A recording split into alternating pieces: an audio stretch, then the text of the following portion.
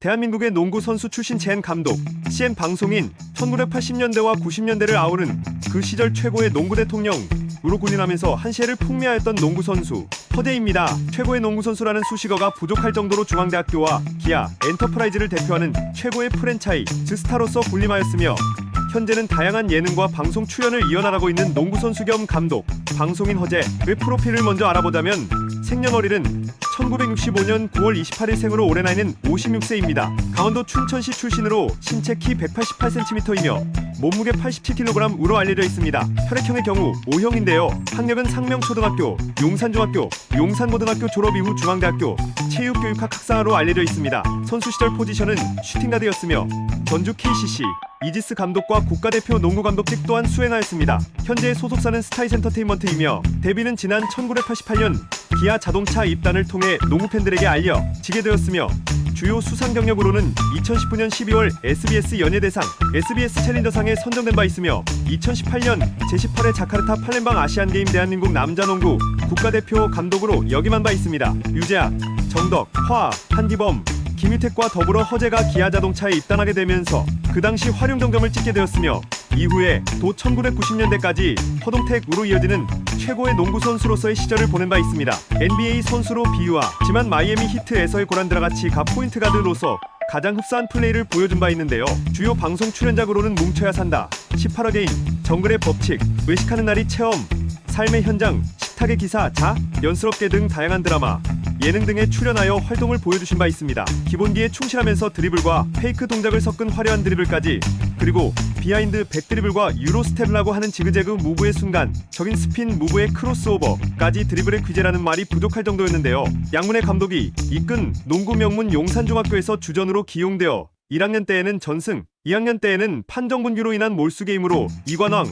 3학년 때에는 전승을 거두었습니다. 용산고등학교에서는 3년 동안 차세대 특급 가드로 주목받으며 1학년 때 유재학이 버틴 경복고등학교와의 종별선수권에서 팀을 첫 우승으로 이끌었고, 고등학교 마지막 해에는 제18회 쌍용기 대회 결승전에서 휘문고등학교를 상대로 뛰어난 득점력과 어시스트에 힘입어 예선 패배를 서력한 끝에 3관왕을 달성함과 동시에 최우수상을 차지했습니다. 게다가 고등학교 2학년 때인 1982년에는 필리핀 마닐라에서 개최된 제7회 아시아 청소년 농구선수권 대회에서 처음으로 국가대표팀에 선발되었습니다. 고등학교 졸업을 앞두고 연세대학교와 고려대학교 등 각 대학에서 치열한 스카우트 경쟁이 있었으나 정봉섭 감독이 허재가 중학교 1학년 때부터 아버지와 상당한 친분을 쌓았고 그런 아버지의 의사로 1984년 중앙대학교에 입학했습니다. 중앙대 농구부에서 허재 기수는 허재 하나였는데 그 이유가 허재가 워낙 특급 에이스다 보니 고등학교 시절 동기들의 시기 질투를 많이 받았었고, 그래서 정봉섭 감독은 대학에서도 그런 일이 일어날까봐 일부러 허재 학년에는 허재 하나만 받았다고 했습니다.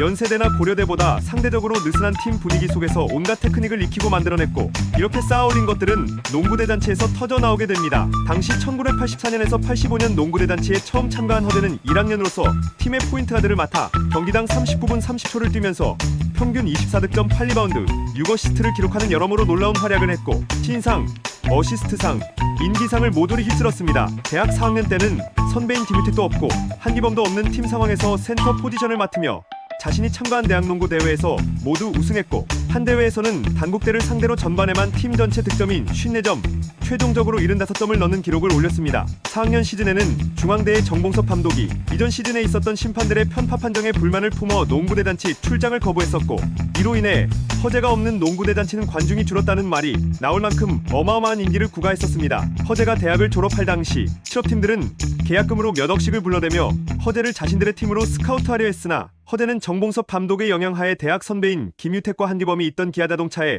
1988년 입단했습니다. 당시 기아는 연세대와 중앙대의 특급 선수들을 스카우트해 유재학, 정덕화, 한기범, 김유택이란 막강한 선수들을 데리고 있었지만 우승은 못하고 있었는데, 여기에 허재가 합류하면서 활용점정이 되었고, 그 해 농구대잔치에서 기아는 첫 패권을 차지하며 그야말로 무적의 팀으로 군림했습니다. 허재 역시 그렇지 않아도 높던 인기가 폭발하며 당대 최고의 스타 중 한 명이 되었습니다. 유재학이 은퇴하고 강동희가 입단한 후에는 허재, 강동희, 김유택을 일컫는 허동택 트리오가 계속해서 기아 왕조를 구축해 나갔습니다. 프로 원년인 1997년 허재는 연봉 1억 2천만 원으로 기아 엔터프라이즈와 계약을 맺고 포인트 가드부터 스몰 포워드 역할까지 해내며 외국인 선수를 상대로도 개인기로 농락하는 모습까지 보였습니다. 하지만 외국인 선수 도입과 함께 최희선 감독은 팀에서 영향력이 큰 허재를 길들이고 싶어 했습니다. 챔피언 결정전에서 맞붙게 된 날의 경우 T에서 절대적인 비중을 차지했던 제이슨 윌리포드가 부상을 입어서 전력이 크게 약화된 상태였는데 이 챔피언 결정전 최종전에서 최인선 감독은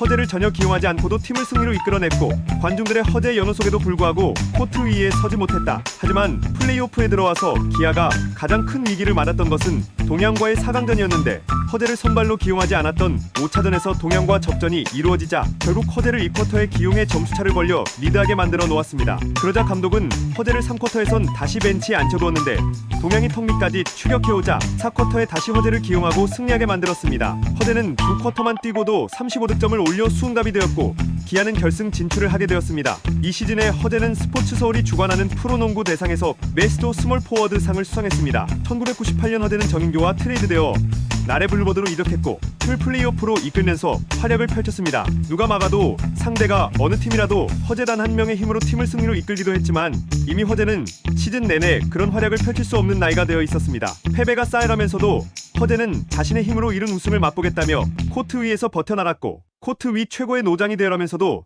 자기 관리 속에 활약을 하고 자신이 부족해진 걸 인정하며 팀의 요구에 허재는 자신을 맞추어 갔습니다. 2002년 3월 시즌에는 김주성의 입단과 데이비드 잭슨이 팀에 합류했고 허재는 탁월한 게임 리딩과 더불어 공격 기술이 부족한 김주성에게 포인트가 돼서 최고의 패스를 공급하여 선수 경력 마지막 우승을 차지하게 됩니다. 2005년 5월 16일 연봉 2억 3천만 원 계약으로 전주 KCC 이지스의 감독 취임이 결정되었다는 보도 자료가 나왔습니다. 2003년부터 2004년 시즌을 끝으로 선수 생활을 접고 미국으로 지도자 연수를 받으러 갔었지만 신선우 감독이 창원 LG 세이커스 감독에 취임하면서 공석이 되자 곧바로 KCC는 허재에게 감독직을 제안했고 허재가 이를 수락하면서 1년도 안 되어 연수를 중단하고 돌아왔습니다. 당시 나이도 40세로 상당히 젊은 편이었고 무엇보다도 은퇴한 지 1년도 되지 않아 코치도 안 거치고 곧바로 감독으로 취임한 것인데요. 그리고 허재가 현역 시절 뛰던 전성기를 보냈던 팀인 기아자동차 농구단이 KCC의 전신인 현대전자 시절 라이벌 구단으로 유명했기 때문에 KCC의 허재 감독 선임은 상당히 파격적이라는 의견이 대다수였습니다. 그러나 감독 취임 직후부터 KCC 팬들의 평가와 논란 등으로 갑론을박이 생기기도 했었습니다. 취임한 지 1년 만에 5위로 플레이오프에 진출해 당시 4위 부산 KTF 매직윙스를 꺾고 4강에 올랐다가 정규리그 1위인 모비스를 상대로 패해 감독 데뷔 후 첫 챔피언 결정전 진출에 실패했습니다. 이후 플레이오프에 진출하는 단골 구단이 되었고 통산 2번의 우승과 1번의 준우승을 차지한 감독이 되었고 2014년부터 15년 시즌 2월 8일에 패한 창원 LG전을 끝으로 자진 사퇴해 10년간의 KCC 감독 생활은 막을 내리게 됩니다. 스타급 선수 출신 중 손에 꼽힐 정도로 준수한 커리어를 가졌고 평가도 좋았던 감독입니다. 우선 스타 출신답게 선수단 장악 능력이 KBL 감독들 중에선 상급이었습니다. 여러 선수들의 발언을 종합해보면 선수단의 분위기를 적절히 조율하는데 상당한 감각이 있던 것으로 보입니다. 또한 선수의 약점을 고치기보다는 강점을 잘 살렸던 편입니다. 로테이션을 칼같이 잘 돌렸던 것도 장점이었고 그로 인해 선수들을 혹사시키지 않는 감독이었습니다. 골이 안 들어가는 걸로 혼내지 않지만 자신감이 없어서 슛을 쏘지 않는 것에는 화를 냈을 만큼 선수들에게 늘 자신감을 강조했습니다. 다만 심판 판정에 항의할 때마다 결례와 거리가 먼 거친 언행을 보여주었고 엄청난 점수차로 뒤지고 있는 상황에서 상대팀이 작전 타임을 불렀다는 이유로 끝났을 때 무례하게 선배 감독들과 악수를 하지 않은 행동에 대해서는 부정적인 평가를 받을 수밖에 없습니다.